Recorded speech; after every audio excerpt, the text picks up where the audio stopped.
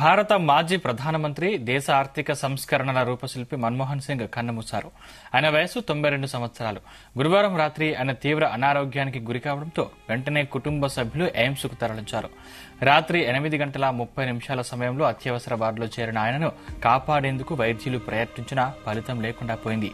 దీంతో 9:51 సమయంలో ఆయన మరణించినట్లు వైద్యులు ప్రకటించారు.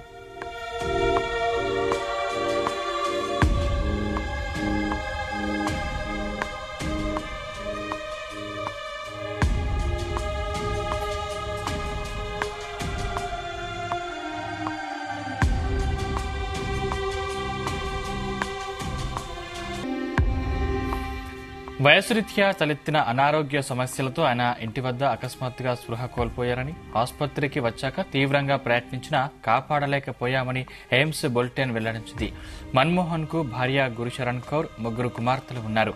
ఆయన మృతి పట్ల రాష్ట్రపతి ద్రౌపది ముర్ము, ప్రధాని నరేంద్ర మోదీ, కాంగ్రెస్ అగ్రనేతలు సోనియా, మల్లికార్జున ఖర్గే సంతాపం తెలిపారు.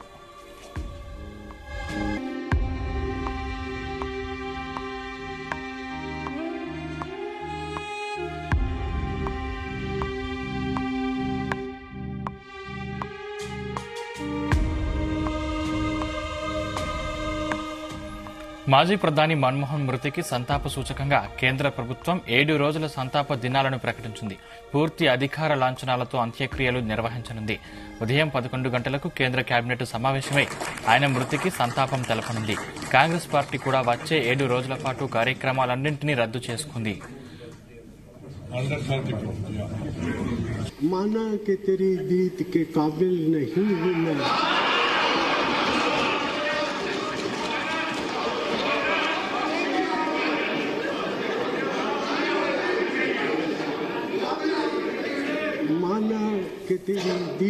काबिल नहीं हूँ मैं, तू मेरा शौक तो देख, मेरा इंतजार देख. అతి సాధారణ కుటుంబంలో పుట్టి కిరోసిన్ దీపాల వెలుగులో చదువుకున్న మన్మోహన్ సింగ్ దేశ అత్యున్నత స్థానానికి చేరుకున్నారు. ప్రధానిగా 10 ఏళ్లు సేవలందించారు. యూపీఏ హయాంలో 2004 నుంచి 2014 వరకు ప్రధానిగా పనిచేశారు. 33 ఏళ్ల పాటు రాజ్యసభ సభ్యుడిగా కొనసాగిన ఆయన ఇటీవల అనారోగ్య కారణాలతో క్రియాశీల రాజకీయాలకు దూరంగా ఉంటున్నారు. గత కొన్ని నెలలుగా ఆయన ఆరోగ్యం క్షీణిస్తూ వస్తోంది. 1987లో ఆయనను కేంద్ర ప్రభుత్వం పద్మ విభూషణ్ అవార్డుతో సత్కరించింది.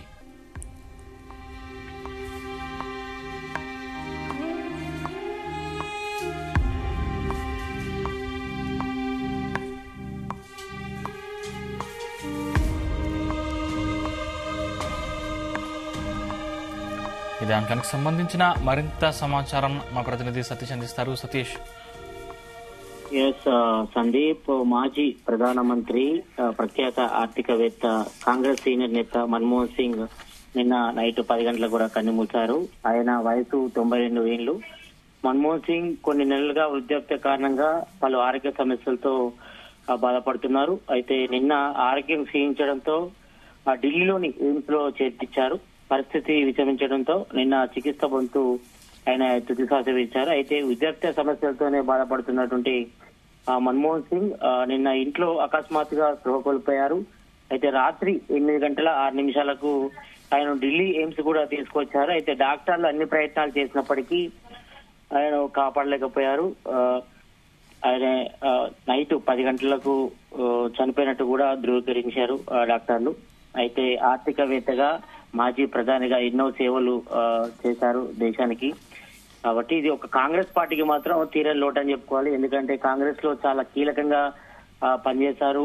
దేశ ఆర్థిక చరిత్రనే మలుపు తిప్పిన నాయకుడు మాజీ ప్రధాని మన్మోహన్ సింగ్. అయితే పివి హయాంలో ఫైనాన్స్ మినిస్టర్ కూడా కీలక పాత్రలు పోషించి 2 సార్లు ప్రధాని బాధ్యతలు కూడా చేపట్టి ఆర్థిక వ్యవస్థను కూడా గాలిలో పెట్టినటువంటి వ్యక్తి. ఈ నేపథ్యంలోనే ఇటు రాష్ట్రానికి సంబంధించిన కాంగ్రెస్ నేతలు కూడా సంతాపాన్ని కూడా ప్రకటిస్తున్నారు. మనం నిన్న నైటే చూసాం. ఇటు సీఎం రేవంత్ రెడ్డితో పాటు ఇటు మంత్రులు, అదేవిధంగా టీపీసీసీ నేతలంతా కూడా దిగ్భ్రాంతి కూడా గురవుతున్న పరిస్థితి. ఎందుకంటే ఆర్థిక వ్యవస్థను, అదేవిధంగా ఇటు 2 సార్లు ప్రధానిగా పనిచేసినటువంటి మన్మోహన్ సింగ్ ఇక లేరనే విషయాన్ని కూడా ఇది ఒక కాంగ్రెస్ పార్టీకి మాత్రం తీరని లోటు అని చెప్పుకోవచ్చు. ఎందుకంటే ఆర్థిక సంస్కరణని గాడి పెట్టడంలో గానీ 2009లో అప్పటి యూపీఏ చైర్పర్సన్ గా ఉన్నటువంటి సోనియా గాంధీ ఆమోదం మేరకే తెలంగాణ కళ కూడా సాకారమైంది. అంటే ఎన్నో ఏళ్లుగా తెలంగాణ కోసం ఫైట్ చేస్తున్న కళను కూడా సాకారం చేసింది కూడా మన్మోహన్ సింగ్ అని చెప్పుకోవాలి. ఎందుకంటే 2009లో సోనియా గాంధీని ఆమోదం మేరకు ప్రధాని మన్మోహన్ సింగ్ సర్కార్ పార్లమెంట్ లో కూడా తెలంగాణ బిల్లును కూడా ఆమోదించి దశాబ్దాల కాలం కూడా నెరవేర్చింది. కాబట్టి ఇదంతా కూడా మన్మోహన్ సింగ్ హయాంలోనే జరిగిందని చెప్పుకోవాలి. ఇక మరోవైపు ఇటు ఉపాధి హామీ పథకం, అదేవిధంగా ఆధార్ కార్డు దాకా కూడా ఆయన సంస్కరణలోనే తీసుకోవడం జరిగింది. చరిత్రకైన ఎన్నో పథకాలు కూడా మన్మోహన్ సింగ్ హయాంలోనే రూపుదిద్దుకున్నాయి. ఇటు జాతీయ ఉపాధి హామీ పథకం ఆయన హయాంలోనే వచ్చిందని చెప్పుకోవాలి. ఇక అలాగే ఇటు విద్యా హక్కు చట్టం, సమాచార హక్కు చట్టం, లోక్పాల్ చట్టం, అదేవిధంగా జాతీయ ఆహార భద్రత చట్టంతో పాటు ఇటు ఆధార్ కార్డ్, వివిధ పథకాల్లో లబ్ధిదారులకు ప్రత్యక్ష నగదు బదిలీ, డిపిటి వంటి విధానాలను కూడా మన్మోహన్ సింగ్ గవర్నమెంట్ లోనే మొట్టమొదటిసారి అమలు చేస్తారు. ఇక మన్మోహన్ సింగ్ చూడడానికి ఎంతో సామాన్యంగా సౌమ్యంగా కనిపిస్తారు. చాలా కామన్ మ్యాన్ గా ఉంటారు ఆయన. కాబట్టి ఆయనపై విమర్శలు కూడా మాత్రం చాలా తక్కువ అని చెప్పుకోవాలి. అంటే ఇతర అపోజిషన్ పార్టీ నుంచి కూడా ఆయనకు మంచి ఆదాయాలు ఉన్నాయి. విమర్శలు తావు లేకుండా కూడా ఆయన పరిపాలన కూడా సాగించారు. ఇక ప్రధాని నరేంద్ర మోడీ ప్రకటించినటువంటి డిమలైజేషన్ అతిపెద్ద నిర్వహణ వైఫల్యాలను కూడా ఆయన ఘాటుగా కూడా గతంలో స్పందించేవారు. ఇక అలాగే జీఎస్టీ విధానం ఎకనామీకి తగింది అతిపెద్ద దెబ్బను కూడా ఆయన గతంలో కూడా చెప్పడం జరిగింది. కాబట్టి మరి ఒక రకంగా మాత్రం ఇది ఆర్థిక వేత్తలకు, అదేవిధంగా ఆర్థిక వ్యవస్థకు మాత్రం ఇది తీరని లోటు అని చెప్పుకోవాలి. మాజీ ప్రధాని మన్మోహన్ సింగ్ లేడన్న విషయాన్ని ఇటు కాంగ్రెస్ సంబంధించిన నేతలకు మాత్రం ఇది తీరని లోటు అని చెప్పుకోవాలి. ఎందుకంటే 2 సార్లు ప్రధానమంత్రిగా కూడా ఆయన పనిచేశారు, ఎకనామిస్ట్. అదేవిధంగా ఈ రెండుపై కూడా మరోవైపు రాష్ట్ర ప్రభుత్వం కూడా నేడు ప్రభుత్వ కార్యాలయాలకు, ప్రభుత్వ పాఠశాలకు కూడా సెలవు ప్రకటించినట్టుగా మనకు సమాచారం అందుతుంది. మరోవైపు 7 రోజుల పాటు ఆయన మృతికి సంతాప దినాలు కూడా ప్రభుత్వం కూడా అనౌన్స్ చేసింది. మరోవైపు కర్ణాటక గవర్నమెంట్ కూడా 7 రోజుల పాటు సంతాప దినాలు ప్రకటించింది. అక్కడ రాష్ట్ర ప్రభుత్వం కూడా ఈ రోజు ప్రభుత్వ కార్యాలయాలకు, పాఠశాలలు కూడా సెలవులు ప్రకటించినట్టుగా మనకు సమాచారం ఉంది. ఎందుకంటే ఆయన 2 సార్లు ప్రధానమంత్రిగా పనిచేశారు. అదేవిధంగా ఎన్నో ఆర్థిక సంస్కరణలు తీసుకొచ్చిన వ్యక్తి.